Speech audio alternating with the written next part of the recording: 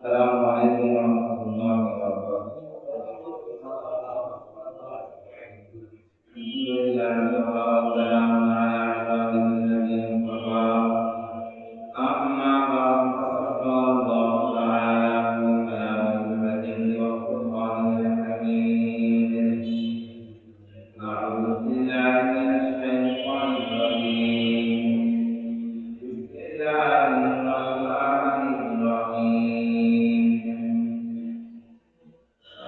ولقد آتينا لقمان الحكمة أن اشكر لله ومن شكر فإنما يشكر لنفسه ومن كفر فإن الله غني حميد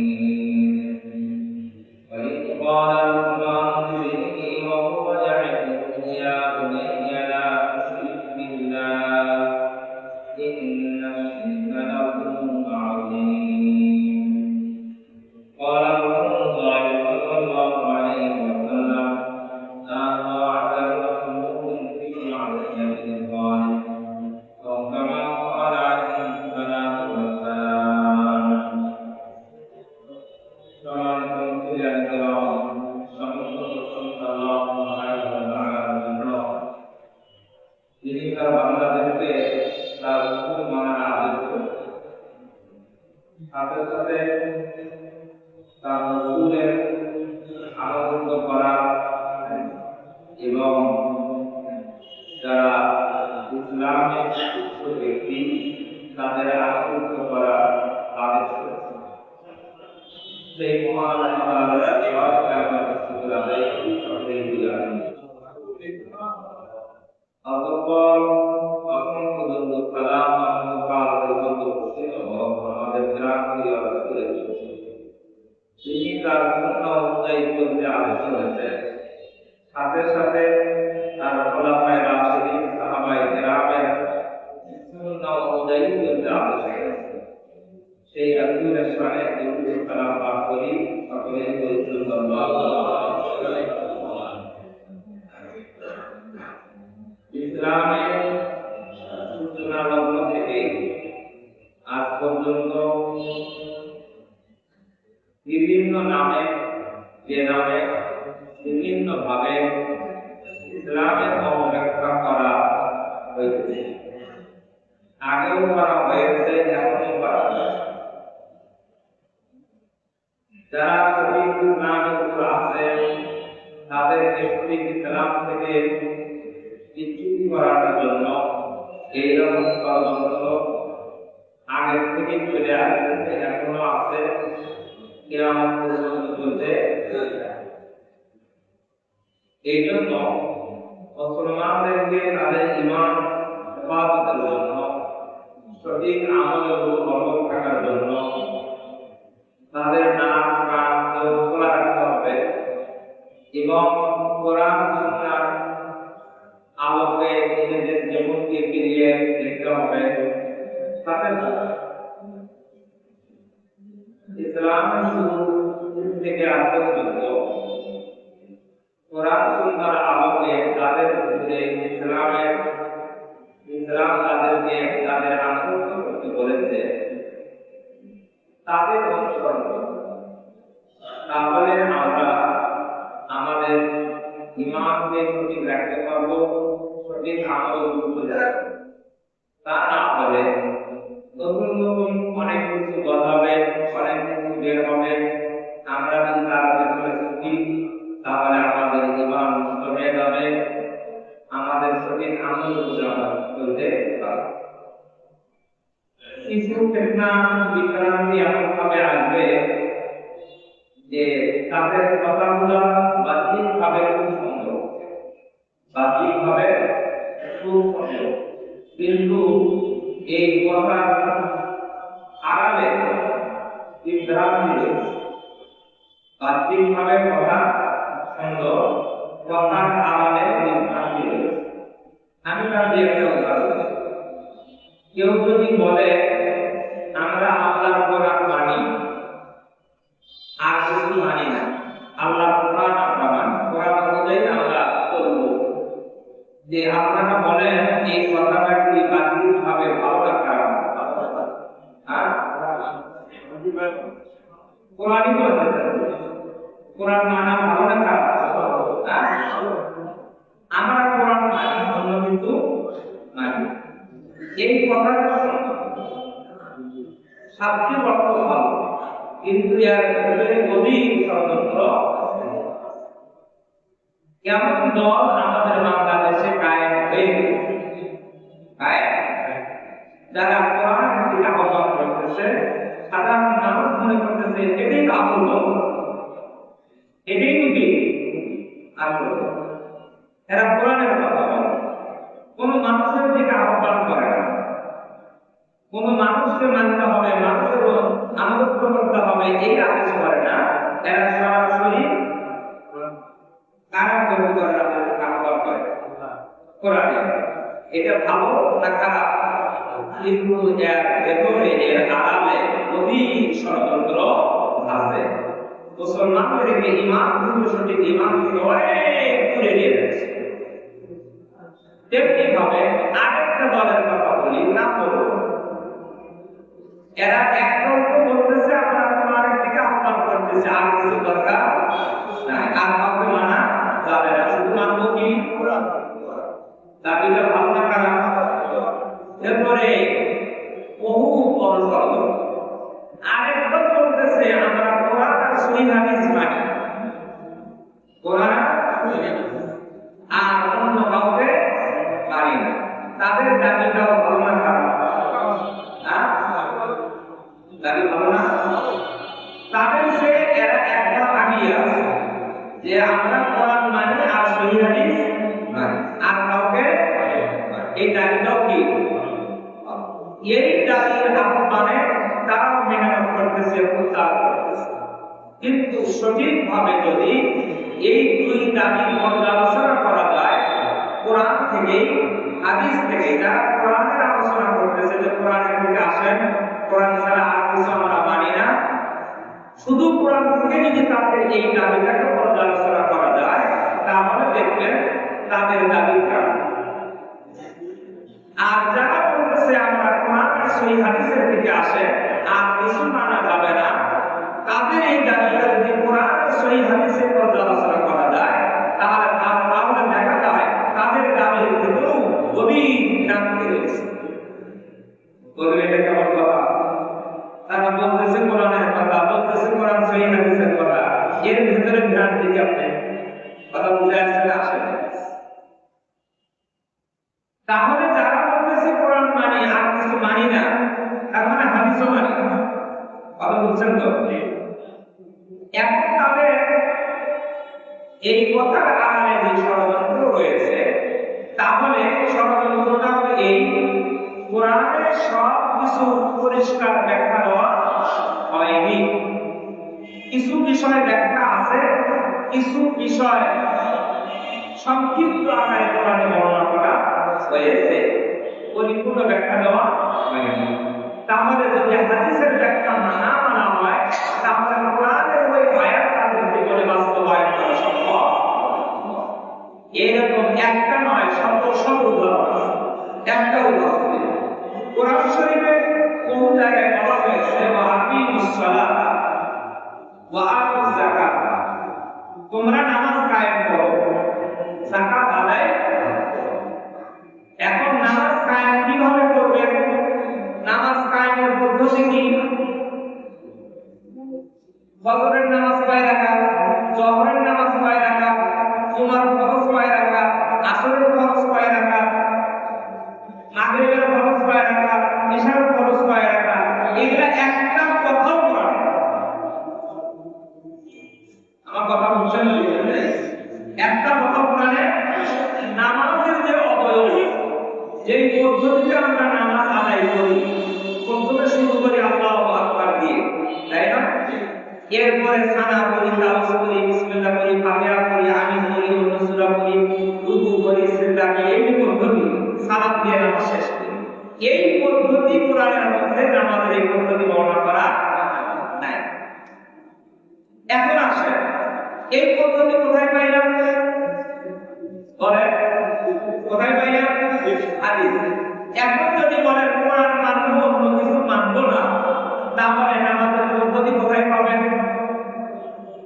নামাজের রাকাত কোথায় পাবেন? বুঝতেছেন না বুঝতেছেন না? আমার কথা কি বুঝতে কষ্ট হচ্ছে? তাহলে এই যে পদ্ধতি কোথায় পাবেন? যেহেতু আপনি হাদিস মানেন না, তাহলে আপনি নিজের থেকে পদ্ধতি তৈরি করবেন। এটা কি কথা? সহজ কথা। আপনি কোরআন মানবেন, নিজের ব্যাখ্যা করবেন, নিজের যখন যেটা বুঝবেন সেটাই করবেন। তাহলে নিজের ব্যাখ্যা অনুযায়ী, নিজের মত অনুযায়ী কোরআন মানলে কি এটা চলতে থাকা যাবে? সহজ কথা। কিন্তু আমাদের জেনারেশন কিন্তু ভাইরা অনেক আলেমানা পর্যন্ত, অনেক সুদী পর্যন্ত তাদের এই আহ্বান সারা দিয়ে নিজেরাও গোমরাহ হচ্ছে, অপরকেও ওই দিকে ডেকে তারা তাদেরকে গোমরাহ করছে। কথা বুঝছেন না বলেন? তাহলে শুধু কোরআন মানি, অন্য কিছু মানি না, এই দাবি কি সঠিক না ব্যাঠিক? বুঝতে পারছেন? কথা বোঝা গেছে? তাহলে দাবি বাহ্যিক ভাবে সুন্দর, এরপরে আড়ালে আছে ভয়ঙ্কর। ভয়ঙ্কর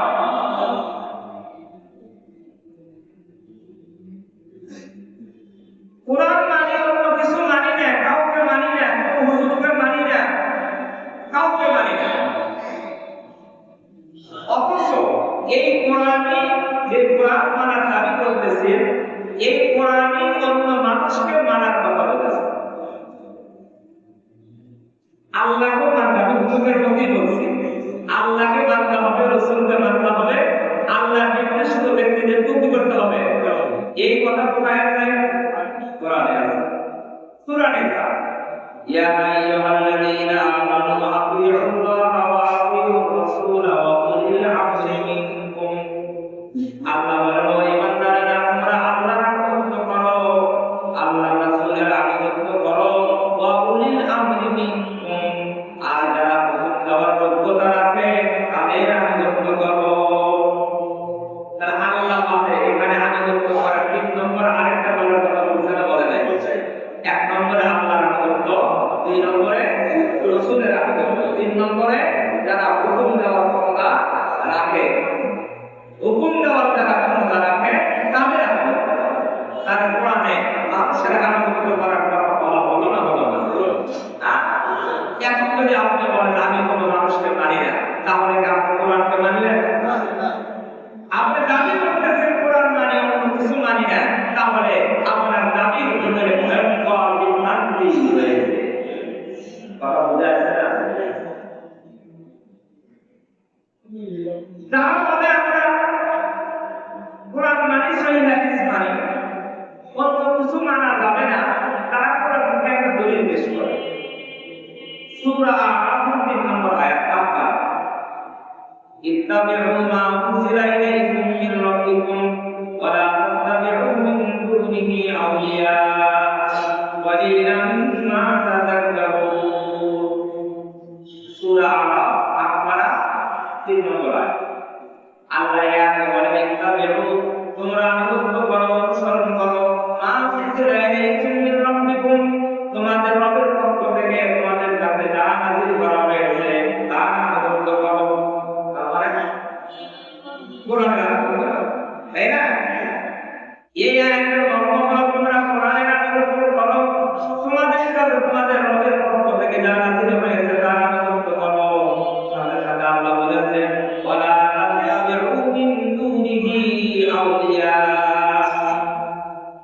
ওয়া ব্যতীত, ওয়া ব্যতীত মানে আল্লাহর নাযিল ব্যতীত, কোরআন ব্যতীত কোন আউলিয়ার আনুগত্য করো না। আউলিয়া, আউলিয়ার এক অর্থ হলো বন্ধু, আউলিয়ার আরেক অর্থ হলো অভিভাবক, আউলিয়ার আরেক অর্থ হলো আল্লাহর ওলি। আল্লাহ কয়টা অর্থ বললাম? এই মুর্শিদ ৩টা অর্থ। আউলিয়া, ওলিউল্লাহর বহু বচন। এই আউলিয়া ওলির এক অর্থ হলো বন্ধু, আরেক অর্থ হলো অভিভাবক, আর বন্ধুর অর্থই হলো আল্লাহর প্রিয় ব্যক্তি, যাদেরকে আমরা বলি আল্লাহ বলি, বুঝলি না? আউলিয়া কিরাম, কোরআনে এই আউলিয়াদেরকে আউলিয়াই বলা হয়েছে। আলা ইন্না আউলিয়া আল্লাহি লা খাউফুন আলাইহিম ওয়া লা হুম ইয়াহজানুন। আল্লাহর বন্ধু যারা, আল্লাহর ওলি যারা, তাদের কোনো ভয় নাই, তারা চিন্তিত হবে না। তাহলে এখানে আল্লাহর ওলি, ওলি মানে আল্লাহর প্রিয়, প্রিয় আল্লাহ। এখানে কি আল ওলির অর্থ বললেন যে আল্লাহর অভিভাবক বলে, আল্লাহর অভিভাবক আছে। তাহলে এখানে ওলির অর্থ কি নয়, অভিভাবক নয়, এখানে ওলির অর্থ হলো কি আল্লাহ। তাহলে আল্লাহর বন্ধু যারা, তাদের কোনো ভয় নাই, তাদের কোনো চিন্তা নাই। এখানে ওলির অর্থ হলো আল্লাহ বলি, আল্লাহ। সূরা তিন নম্বর আয়াতে ওয়ালা তাত্তাবিউ মিন দুনিহি আউলিয়া, এখানে আউলিয়ার অর্থ আল্লাহর ওলি নয়। কি নয়? এরা সাধারণ মানুষকে বিভ্রান্ত করার জন্য ব্যাখ্যা করে, ভুল তর্জমা করে, সাধারণ মানুষকে বোঝানোর জন্য মানুষকে বলে দিল ওয়ালা তাত্তাবিউ মিন দুনিহি আউলিয়া, আল্লাহ বাদে কোন ওলির আনুগত্য করা যাবে না। তার মানে ওলি আল্লাহকে অনুসরণ করা এইটা। তখন আপনাকে যখন কোরআন দিয়ে আয়াত দিয়ে বলবে, আপনি তো বিশ্বাস করতে পারবেন, কিন্তু ব্যাখ্যাটা কি সঠিক হবে? কেন? এখানে আউলিয়ার অর্থ হলো অভিভাবক। কি অভিভাবক? আউলিয়ার অর্থ হলো সাধারণ বন্ধু, আল্লাহর বন্ধু নয়। এক মানুষের আরেক মানুষ বন্ধু থাকে, এই বন্ধু। তাহলে আল্লাহ ব্যতীত, আল্লাহর কোরআন ব্যতীত কোন অভিভাবকের অনুসরণ করা যাবে না। আল্লাহর কোরআন ব্যতীত কোন বন্ধু বান্ধবের অনুসরণ করা যাবে না। এই আয়াতে হলো এই ব্যাখ্যা, কিন্তু ব্যাখ্যা দিল অন্যটা। আমাদের দেশে সারা পৃথিবীতে যারা আউলিয়া কিরাম বুজুর্গান দিন আছে, তারা অপব্যাখ্যা করে বলতেছে আউলিয়া কিরামের আনুগত্য করতে আল্লাহ নিষেধ করেছে। ব্যাখ্যাটি সঠিক না ভুল? এখন বলবেন কেমনে ভুল আপনি বুঝলেন? প্রশ্ন আছে। আমি কোরআন শরীফের অন্য আয়াতে আপনাদেরকে দলিল দেই। কোরআন শরীফের উত্তম ব্যাখ্যা হলো এক আয়াতের ব্যাখ্যা আরেক আয়াতে, এটা উত্তম ব্যাখ্যা। সূরা লুকমানের মধ্যে আল্লাহ বলেন ওয়াত্তাবি সাবিলা মান আনাবা ইলাইয়া, ওয়াত্তাবি সাবিলা মান আনাবা ইলাইয়া। আল্লাহ বলেন যে ব্যক্তি আমি আল্লাহর প্রতি ভাবিত হয়েছে, তোমরা তার আনুগত্য করো। সূরা লুকমান 21 নম্বর। আমরা বলছি মিলে তাহলে আল্লাহ বললেন যে ব্যক্তি আমি আল্লাহর প্রতি ভাবিত হয়েছে, আমি আল্লাহর অনুগামী হয়েছে, সেই ব্যক্তির উপর আনুগত্য করো। এখন বলেন আল্লাহর অধিকার, আল্লাহ বলেছেন আল্লাযীনা আমানু ওয়া কানু ইয়াত্তাকুন, আল্লাহর অধিকার দ্বারা যারা ঈমানে পরিপক্ক, ঈমানের উপরে প্রমাণিত, ওয়া কানু ইয়াত্তাকুন, আর যারা সমস্ত পাপাচার থেকে নিজেকে বিরত রেখেছে, আল্লাহর নাফরমানি থেকে নিজেকে হেফাজতে রেখেছে, ওই ব্যক্তি হলো আল্লাহর ওলি। তার মানে আল্লাহর প্রতি কি হয়েছে?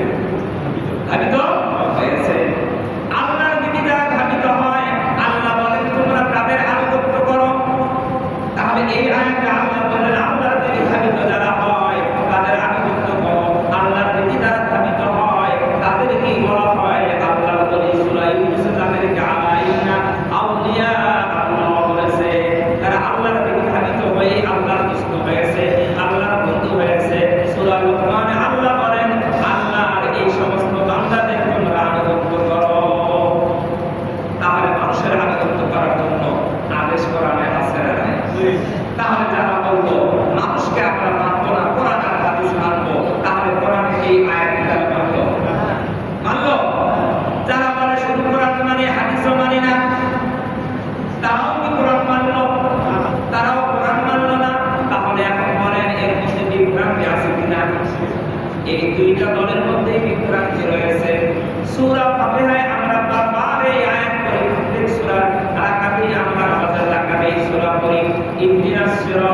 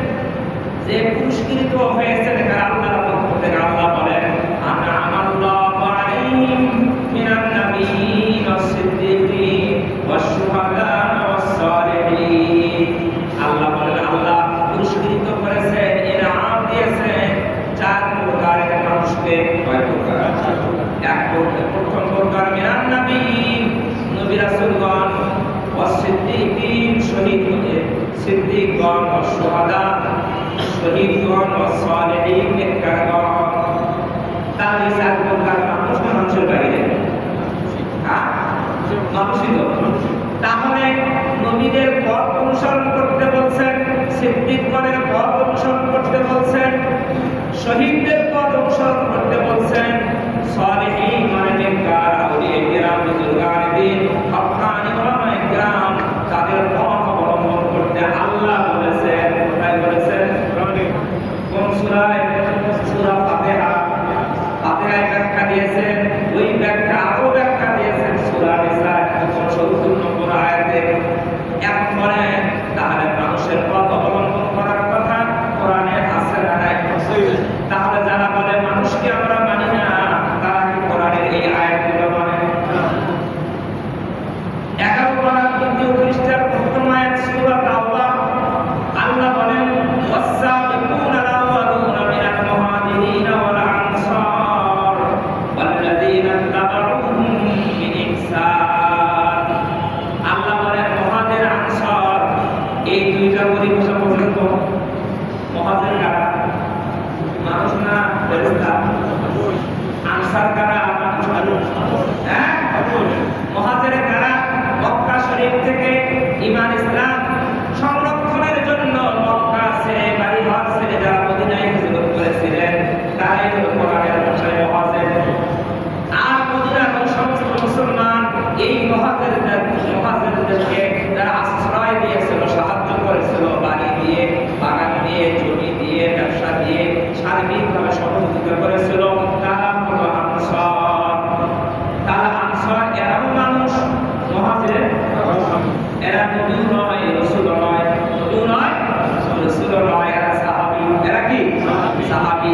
আল্লাহ বলেন এই মুহাজির আনসারদের প্রথম অগ্রগামী যারা, ওয়াল্লাযীনা তাবাউহুম বিইহসান, পরবর্তীতে যারা তাদের আনুগত্য করবে। কাদের আনুগত্য? মুহাজিরদের আনুগত্য করবে, আনসারদের আনুগত্য করবে। বিইহসান, ইহসানের সাথে, কিসের সাথে?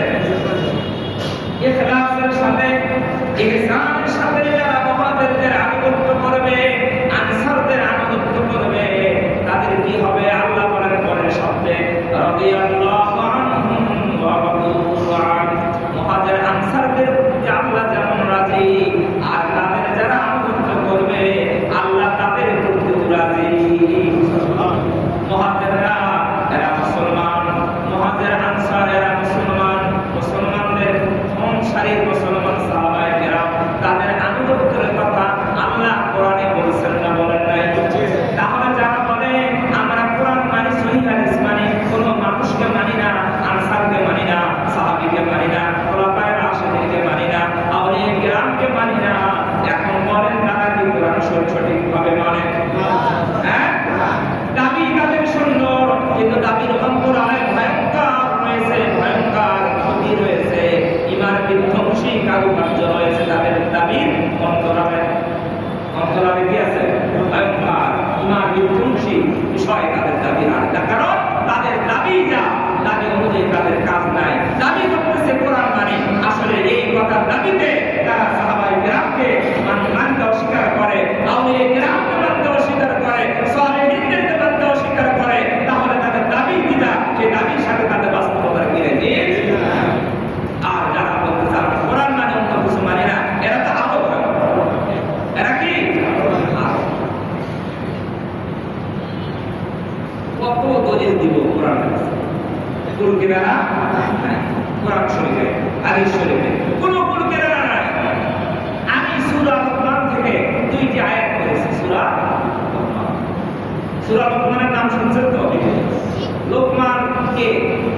একজন মানুষের নাম। লোকমান প্রসিদ্ধ আছে, লোকমানকে লোকমান হাকিম বলা হয়। প্রসিদ্ধ আছে না লোকমান? ইনি কি নবী ছিলেন? হ্যাঁ, প্রসিদ্ধ মুফাসসিরিন কেরাম, অধিকাংশ মুফাসসিরিন কেরাম সবাই বলেছে ইনি নবী ছিলেন না। নবী তাহলে কি ছিলেন? আল্লাহর ওলি ছিলেন, আল্লাহর প্রিয় ব্যক্তি ছিলেন। কি ছিলেন? আল্লাহর প্রিয় ব্যক্তি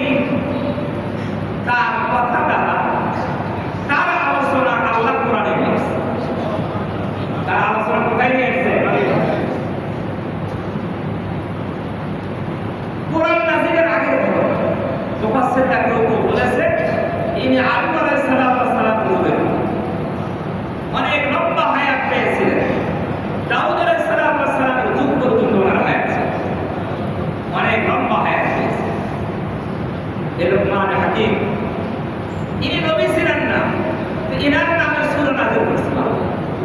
ওনার নামে কি করেছেন? রহিমুল্লাহ স্মরণ করে তোমরা বাস্তবায়ন।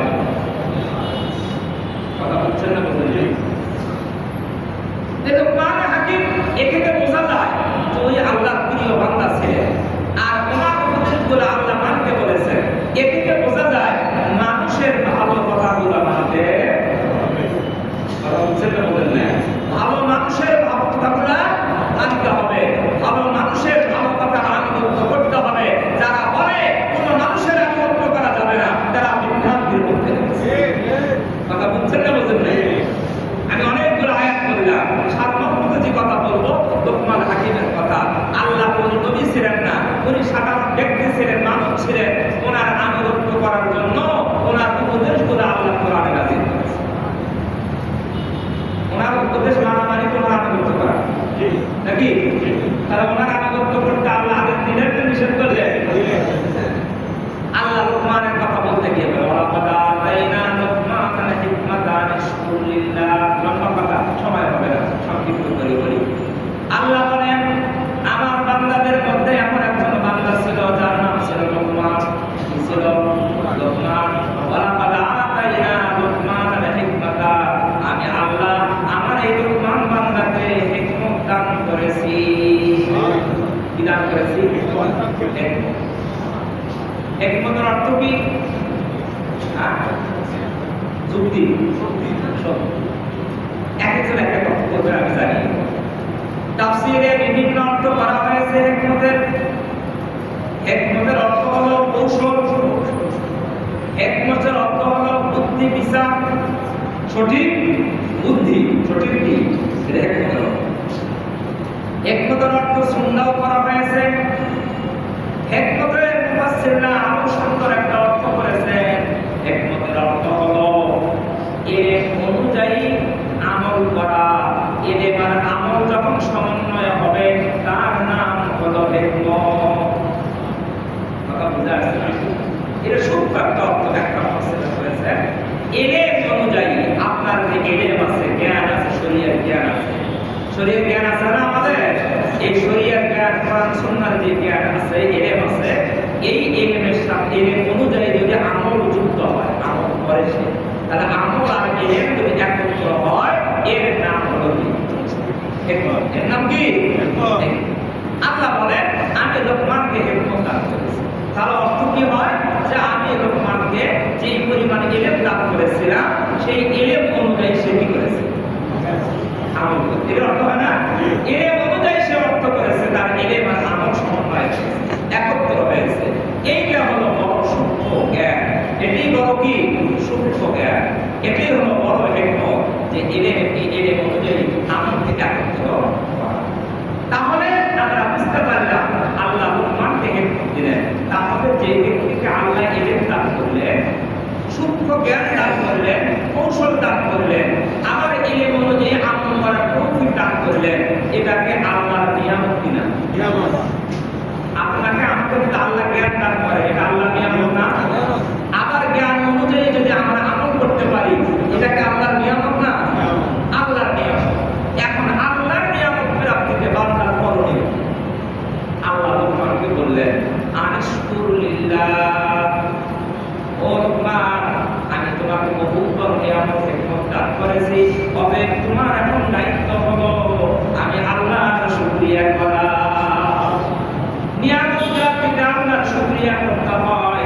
এই জন্য আল্লাহ লোকমানকে হিকমত দান করার পরে লোকমানকে বললেন লোকমান, বহুতর নিয়ামত তোমাকে আমি দিয়েছি, হিকমত দিয়েছি, এর মধ্যে আমাদের তৌফিক দিয়েছি, সূক্ষ্ম জ্ঞান তোমাকে দান করেছি, এত বড় নিয়ামত দিলাম। এখন তোমার দায়িত্ব হলো আনিশকুর লিল্লাহ। কি করো? আল্লাহ শুকরিয়া আদায়। কোরআন শরীফের অন্য জায়গায় বলা হয়েছে লাইন শাকারতুম লাযিদান্নাকুম। ও আমার বান্দারা, যদি তোমরা আমার নিয়ামতের শুকরিয়া আদায় করো, লাযিদান্নাকুম, আমি নিয়ামত বাড়ায় দেব। ওয়া ইন কাফারতুম, আর যদি না শুকরি করো, ইন্না আযাবি লাশাদীদ, এটা রাখো, আমার শাস্তি অনেক বড়। নিয়ামতের শুকরিয়া, নিয়ামতের শুকরিয়া কিভাবে হয়? মুফাসসিরিন কিরাম বলেন অন্তরে নিয়ামতের শুকরিয়া আদায় যে নিয়ামত দাতা যিনি তার স্মরণ করার মাধ্যমে আমাকে যেই নিয়ামত যিনি দিয়েছে, কে দিয়েছে? নিয়ামত কে দিতে পারে?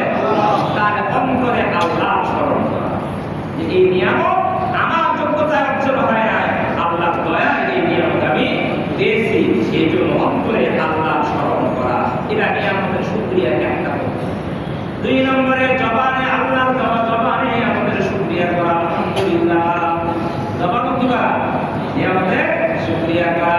3 নম্বরে নিয়ামতের শুকরিয়া হলো আল্লাহ যে নিয়ামত দান করেছে ওই নিয়ামত আল্লাহর বিধিবিধান অনুযায়ী বাস্তবায়ন করা, আল্লাহর বিধান অনুযায়ী নিয়ামতকে ব্যবহার, আল্লাহর বিধান অনুযায়ী নিয়ামতকে ব্যবহার করা, এটা হলো 3 নম্বরে বাস্তব রূপ দিয়ে নিয়ামতের শুকরিয়া করা। এই 3 পদ্ধতি নিয়ামতের কি হয়? শুকরিয়া।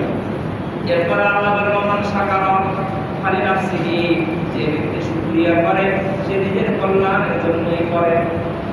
শুকরিয়া যে করে তার নিজের কল্যাণ হয় কি হয় না? কি কল্যাণ হয়? প্রথম নাম্বার কল্যাণ হলো তার নিয়ামত বেড়ে যায়।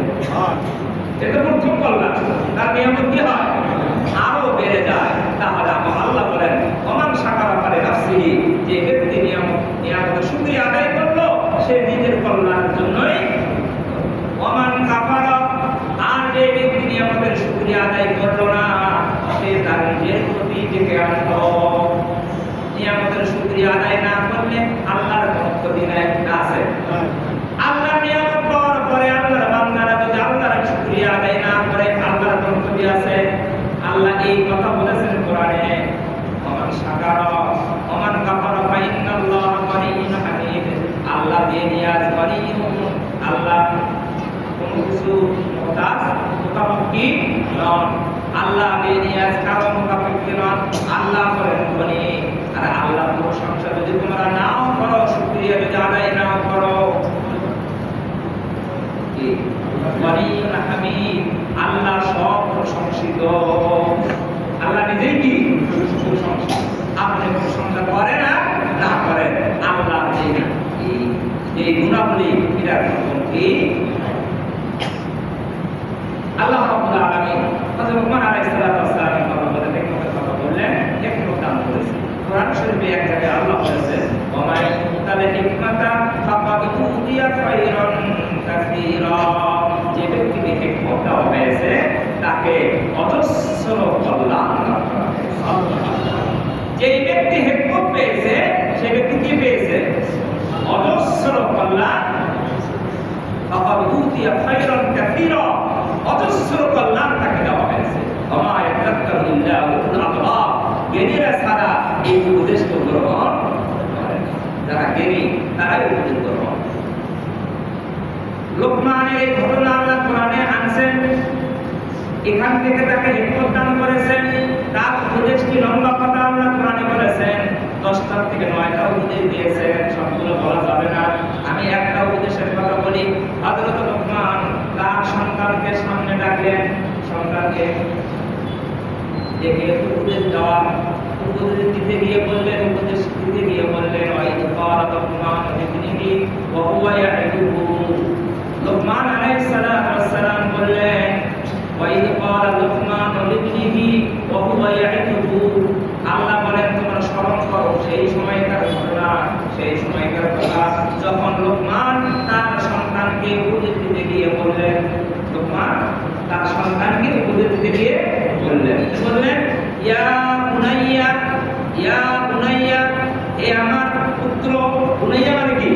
হে আমার প্রিয় পুত্র, হে আমার বৎস, হে পুত্র, লা তুশরিক বিল্লাহ, আল্লাহর সঙ্গে কাউকে শরীক করো না, আল্লাহর সঙ্গে কাউকে শরীক করো না। এই কথাটা কে বললেন?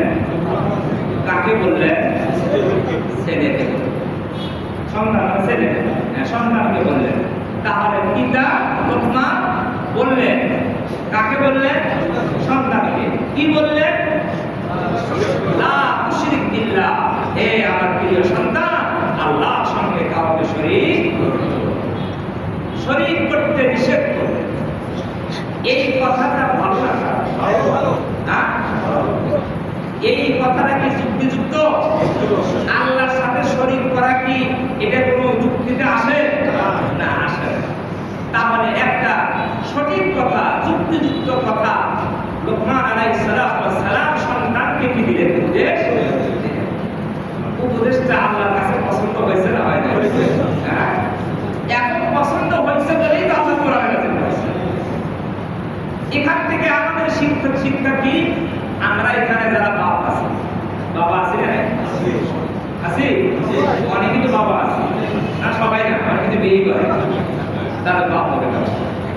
যারা আমরা বাবা আছি তাদের শিক্ষা এই আয়াত থেকে লোকমান আলাইহিস সালাম তার সন্তানকে যেমন উপদেশ দিতে গিয়ে বলেছে লা তুশরিক বিল্লাহ, ও আমার সন্তানেরা শোনো, আল্লাহর সঙ্গে কাউকে শরীক করো না। তাহলে আমাদের শিক্ষা কি? আমরাও আমাদের সন্তানদেরকে এই উপদেশ দিব ইনশাআল্লাহ। কি দিছি কোনদিন কোন সন্তানকে যে বেটা আল্লাহর সঙ্গে কাউকে শরীক করবি না? খুব কম লোক পাওয়া যায়, তাই না? অনেক কথা বলছি, বেটা ভালো করে লেখাপড়া কর, ভালো করে যা, তাই না? ভালো রেজাল্ট করতে হবে, মেডিকেলে ভর্তি হওয়া লাগবে, এগুলো অনেক কথা বলেছি, কিন্তু এই কথা খুব কম বাবাই বলেছি, বেটা আল্লাহর সঙ্গে কাউকে শরীক করিস না। ঠিক আছে? বলবো তো ইনশাআল্লাহ। বললে নিজের দায়িত্ব পালন, বললে কি হবে? নিজের দায়িত্ব পালন হবে। ওই সন্তান যদি পরবর্তীতে আল্লাহ না করো, যদি সে শিরক করে আল্লাহর সঙ্গে, আল্লাহ দিকে আমাদের মায়েরা করে, তখন সন্তান বলবে আমার বাপ তো কোনদিন বলে আমরাও ওরাকে যাবো। এই জন্য সন্তানকে উপদেশ দিতে হবে, বেটা আল্লাহর সঙ্গে কাউকে শরীক করি না। আল্লাহর সঙ্গে শরীক করা এই অপরাধটা ছোট না বড়? অনেক বড় অপরাধ। উনি শিরক করতে নিষেধ করলেন, সাথে সাথে এই অপরাধটা কত বড় সেই কথাটাও সন্তানকে বলে দিলেন, ইন্নাশ শিরকা লাযুলমুন আযীম। বেটা আমি তোমাকে এই জন্য শিরক করতে নিষেধ করলাম, আল্লাহর সঙ্গে কাউকে শরীক করবে না। আমি এমনি এমনি বলি নাই, এটা ভয়াবহ একটা অপরাধ, অনেক বড় অপরাধ। বেটা তুমি এই জন্য আল্লাহর সঙ্গে কাউকে শরীক করবে না, কারণ ইন্নাশ শিরকা লাযুলমুন আযীম। শিরক হলো সবচেয়ে বড় জুলুম। শিরক কি? শিরক আল্লাহর সঙ্গে কাউকে শরীক করা, এই গুনাহটা হলো সবচেয়ে বড় জুলুম, সবচেয়ে বড় নাফরমানি। আল্লাহ সবচেয়ে বড় অবাধ্যতা হলো আল্লাহর সঙ্গে কি করা? কোরআন শরীফের অন্য জায়গায় আল্লাহ বলেছেন, ইন্নাল্লাহা লা ইয়াগফিরু আন ইউশরাকা বিহি ওয়া ইয়াগফিরু মা দুনা যালিকা লিমান ইয়াশা। আল্লাহ তাআলা শিরক গুনাহ ক্ষমা করবেন না, শিরক করবেন না। শিরক ছাড়া অন্য গুনাহ যদি কারো থাকে আল্লাহ ইচ্ছা করলে ক্ষমা করে দিবেন, কিন্তু শিরক কি করবেন না? ক্ষমা একেবারে চূড়ান্ত ঘোষণা। এর অর্থ হলো, মর্ম হলো, কেউ যদি শিরক করে থাকে, মৃত্যুর আগে যদি তওবা, শিরক থেকে তওবা করে পবিত্র না হয়ে ঈমান যদি খালিস খাঁটি না করে মৃত্যুবরণ করে, এই শিরক যুক্ত ঈমানদারকে কিয়ামতের দিন ক্ষমা করা হবে না, কিয়ামতে ক্ষমা করা হবে না। কিন্তু আল্লাহ শুকরিয়া, কেউ যদি শিরক করে, পরে বুঝতে পারে আমি শিরক করেছি, সে যদি অনুশোচনা করে তওবা করে শিরক থেকে ফিরে আসে, তাহলে আল্লাহ এই দুনিয়াতে তার শিরকগুলো কি করে দেবেন? করবেন না? করবেন না? আর কোরআনে বললেন লা ইয়াগফিরু আন ইউশরাকা বিহি, শিরক ক্ষমা করবেন না। এই কথার মর্ম হলো শিরক গুনাহ নিয়ে যে ব্যক্তি মৃত্যুবরণ করবে, কিয়ামতে তার শিরকগুলো কি করা হবে না? ক্ষমা করা হবে না। দুনিয়াতে যদি সে সুস্থ অবস্থায় তওবা ইস্তিগফার করে শিরক থেকে তওবা করে ফিরে আসে, আল্লাহ শিরকগুলো কি করবেন? ক্ষমা। এই জন্য আমাদের শিরক ইচ্ছায় হয়, অনিচ্ছাও হয়, ইচ্ছাও হয়, অনিচ্ছাও হয়। আমাদের শিরক গুনাহ থেকে তওবা করতে হবে, সব গুনাহ থেকে সদা সর্বদা কি করতে হবে? তওবা করতে হবে। আল্লাহ তাআলা আমাদেরকে তৌফিক দান করুন। আমিন। সন্তানকে উপদেশ দিতে গিয়ে হযরত লোকমান আলাইহিস সালাম প্রথম উপদেশ দিয়েছেন, আল্লাহর সাথে কি করো না? অংশীদার কাউকে। এটা হলো আল্লাহ হক, হকুল্লাহ। এটা কি? হকুল্লাহ, আল্লাহ হক। কি হক? আল্লাহ হক না এটা? আল্লাহ। এরপরে আসে বান্দার হক। প্রথমে কার হক? তারপরে কার হক? বান্দা মানে কি? মানুষ। এক নম্বরে আল্লাহ হক। তার সন্তানকে উপদেশ দিতে গিয়ে প্রথমে কার হক বলছেন? আল্লাহ হকের কথা বলছেন। আল্লাহ হক আদায়। এখন বান্দার হক বলা দরকার না? স্বাভাবিকভাবে নিয়মতান্ত্রিকভাবে সন্তানকে উপদেশ বান্দার হক সংক্রান্ত বিষয়ে সন্তানকে উপদেশ দিতে হবে। বান্দার মধ্যে সবচেয়ে কোন বান্দার হক বেশি? বাবা। বাবা সবচেয়ে বেশি হক বান্দা। যত বান্দা আছে, ভাই বোন শ্বশুর শাশুড়ি বন্ধু বান্ধব আত্মীয় স্বজন পাড়া প্রতিবেশী সব মানুষের মধ্যে সবচেয়ে বেশি হক কার? বাবা মার হক বেশি। এখন লোকমান আলাইহিস সালামের উচিত ছিল যে এখন বাবা মার হক সংক্রান্ত বিষয়ে দেওয়া, কিন্তু লোকমান তাফসীরে লিখছে লোকমান আলাইহিস সালাম এখন বাবা মার হকের কথা আলোচনা করেননি। বাবা মার হকের কথা আলোচনা করেননি। মুফাসসিররা বলে কেন করলেন না? আল্লাহর হকের পরে বাবা মার হকের কথা আলোচনা করা দরকার। উনি এই জন্য করেননি, লজ্জা পেয়েছেন। উনি তো সন্তানকে উপদেশ দিচ্ছেন। উনি বলেন বাবা এখন যদি সন্তানকে বাবার আনুগত্য করতে বলে, বাবার হুকুম মানতে বলে, তাহলে কেমন জানি মনে হয় নিজের স্বার্থের কথা বলতেছে, তাই না? কত সূক্ষ্ম কথা, কেমন যেন মনে হয় বাবা এতক্ষণ তো আল্লাহর কথা বললেন, আল্লাহর হকের কথা বললেন, এখন তো বাবা নিজের স্বার্থের কথা বলতেছে। কথা বুঝেন না? এই জন্য হযরত লোকমান আলাইহিস সালাম বাবা মার হকের কথা বলা দরকার, উনি আর বলেননি। উনি বলেননি। আল্লাহ দেখেন আমার প্রিয় বান্দা লোকমান, বাবা মার হকের কথা বলা দরকার, কিন্তু উনি এই চিন্তা করে নিজের স্বার্থ আছে সন্তান ভাবতে পারে, এই চিন্তা করে বাবা মার হকের কথা বললেন না। আল্লাহ কোরআনে আয়াত নাযিল করতে গিয়ে ওই মাঝখানে বাবা মার হকের কথা আল্লাহ বলেন আমি নিজেই বলে দিলাম। লোকমানের উপদেশ সামনে এবং পেছনে বাবা মার হকের কথা লোকমান বলেন। আল্লাহ বলেন তুমি তো এই কারণে বলনি, আমি বুঝছি, কিন্তু আমি আল্লাহ তার বিরুদ্ধে থাকতে পারি না। বাবা মার হক যে আল্লাহর হকের পরে, এই জন্য আমি বাবা মার হকের কথা তোমার উপদেশের মাঝখানে আমি বলে দিচ্ছি। কথা বুঝছেন না? বুঝলেন না? এই জন্য মাঝখানের আয়াত হলো বাবা মার হকের কথা। লোকমান বলেননি, বলা দরকার ছিল। কেন বলেননি বুঝছেন তো? নিজের স্বার্থ বুঝতেছে, বাবা তো নিজের স্বার্থের কথা বলতেছে, এই জন্য বাবা লোকমান এড়িয়ে গিয়েছেন। আল্লাহ বলেন তুমি এড়িয়ে যেতে পারো, কিন্তু আমি বাবা মার হকের কথা এড়িয়ে যেতে। আল্লাহ এখানে বাবা মার হকের কথা বলছে। এরপরে লোকমানের উপদেশগুলো আবার ফিরিয়ে দিয়েছে। লোকমানের বাকি উপদেশ কি করছে? আবার বাকি ফিরিয়ে বলছে। মাঝখানে বাবা মার হকের কথা লোকমান যেহেতু বলে নাই, আল্লাহ বলে দিয়েছে। আল্লাহ যদি তৌফিক দান করেন, আগামী জুমায় আমরা এই আলোচনা বাকি আলোচনা করব ইনশাআল্লাহ।